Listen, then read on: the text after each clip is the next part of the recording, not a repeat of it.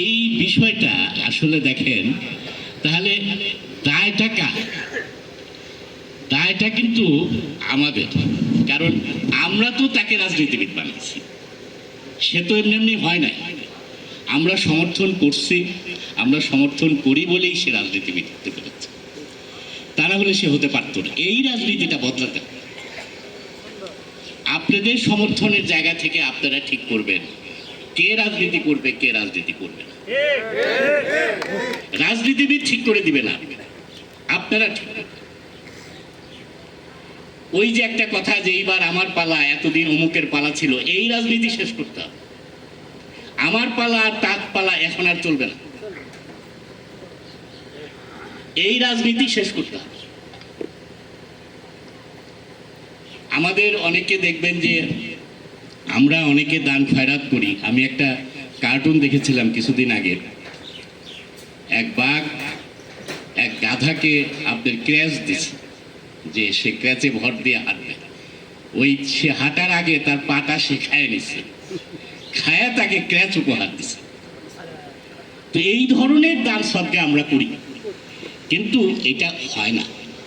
যেটা আপনার উপার্জিত ধন সম্পদ, যেটা কষ্টার্জিত, আপনারা যেটা দান করেন, আপনারা দান করে যে গোরস্থান গড়ে তুলতেছেন, আপনারা দান করে যে মসজিদ গড়ে তুলতেছেন, এইটাই হলো আল্লাহর কাছে সঠিক সাদাকা। এবং এই সাদাকার কথাই কোরআনে বলা হয়েছে, এবং এই আপনাদের মতো লোকের কথাই কোরআনে বলা হয়েছে। প্রত্যেকটা মহল্লায়, প্রত্যেকটা জাতিতে, প্রত্যেকটা কওমে কিছু জামাত থাকতে হবে যারা মানুষের জন্য সৎ পথের কথা বলবে। সেই আপনারা আজকে দুর্নীতির বিরুদ্ধে ঘোষণা করছেন, জেহাদ ঘোষণা করছেন। এটা আপনাদের জন্য তো বিরাট একটা বিষয় যে এই জেহাদ আপনারা ঘোষণা করছেন। আমি খুব কষ্ট পেয়েছি আপনাদের এলাকায় এসে, যে এই উন্নয়নের জোয়ারে আজকে এই অবস্থা। আমি মাঝে মাঝে ওই যে বিসিএস পরীক্ষার খাতা দেখি, সর্বশেষ একটা খাতা দেখলাম, সেটা আগের আমলের। ওই খাতায় একটা প্রশ্ন, উন্নয়নের মহাসড়কে বাংলাদেশ, এটা নিয়ে আলোচনা। তো এইটা ছিল, এগুলো ছিল প্রশ্ন, উন্নয়নের মহাসড়কে। এই যদি হয় উন্নয়নের মহাসড়ক, লজ্জার বিষয়, কষ্টের বিষয়, দুঃখের বিষয়। এই এলাকার ফসল উৎপাদন করেন আপনারা, এই এলাকায় আপনাদের মেয়ে বিয়ে হয় না রাস্তার জন্যে, সিঁড়িঘাট মাদ্রাসায় ছাত্রছাত্রী যেতে পারে না রাস্তার জন্যে। এটা তো লজ্জাজনক, দুঃখজনক। এই অবস্থার পরিবর্তন কিভাবে করা যায়?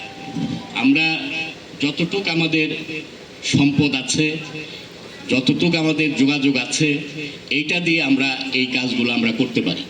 আপাতত আমি আমাদের যে প্রশাসক মহোদয় আছেন এই ইউনিয়নের, আমি ওনাকে অনুরোধ করব যে এইখানে একটা হেরিংবন রাস্তা, যতদিন আমরা এলজিডি রাস্তা না করতে পারি, একটা হেরিংবন রাস্তা করা যায় কিনা। যদি ব্যর্থ হন, উনি আমাকে বলতে পারেন। আর ওনার যদি বাজেটের সংকট হয়, আমরা বাজেট এনে দিব। এইটুকু আমি কথা দিলাম যে ওনার যদি বাজেটের সংকট হয় কোনো কারণে, যে অন্য রাস্তার কারণে এই রাস্তাটা করা গেল না, আমি এটার জন্য অতিরিক্ত টাকা এনে দেব। কারণ আমরা এবার এরকম কাজ করেছি, কারণ আমি যেহেতু একসময় সচিব, সরকারি চাকরির সাথে জড়িত ছিলাম, এখন যারা সচিব আছে, তো আল্লাহ রহমতে তারা আমার কথা ফেলে দেয় না। বিভিন্ন কারণে, আমি অনেক কারণ বলা যাবে না, বিভিন্ন কারণে তারা আমার কথা শুনে। কারণ আমি এক সময়, আমি কিন্তু চাকরি করতে পারি না, যেটা আমাদের বাড়ি বললো আমার বন্ধু বল। আমার বিরুদ্ধে ডিজিটাল একটা মামলা ছিল, আমাকে চাকরি থেকে বরখাস্ত করা হয়েছে। এই চাকরি থেকে বরখাস্ত, ডিজিটাল একটা মামলা, কারণগুলা কিন্তু মানে যে কারণে মামলা করা হয় এই কারণ না। কি কারণ? এই দেশপ্রেমের কথা বলা, এই অন্যায়ের বিরুদ্ধে কথা বলা, এই সমস্ত কারণে আমার বিরুদ্ধে মামলা দেওয়া হয়েছে।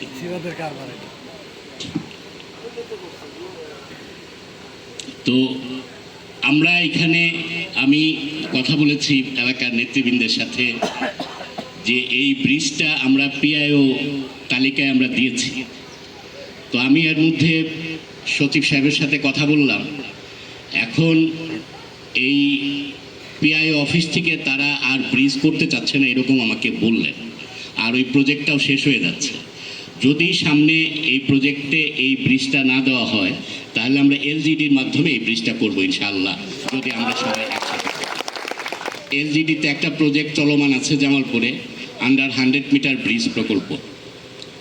আমি আপনাদেরকে একটু অনুরোধ করব যে এটা এলজিডির ইঞ্জিনিয়ার সাহেবের সাথে একটু যোগাযোগ করে যে এই প্রকল্পে এই ব্রিজটা দেওয়ার জন্য, যদি উনি দেন তাহলে ভালো। ব্রিজের মানে প্রস্তাবটা উনি পাঠায় আমার কাছে কপিটা আপনারা একটু কষ্ট করে দিলে আমি এলজিডির সচিব সাহেবের সাথে কথা বলে আমি এটা ওই প্রকল্পে ঢোকানোর ব্যবস্থা করব।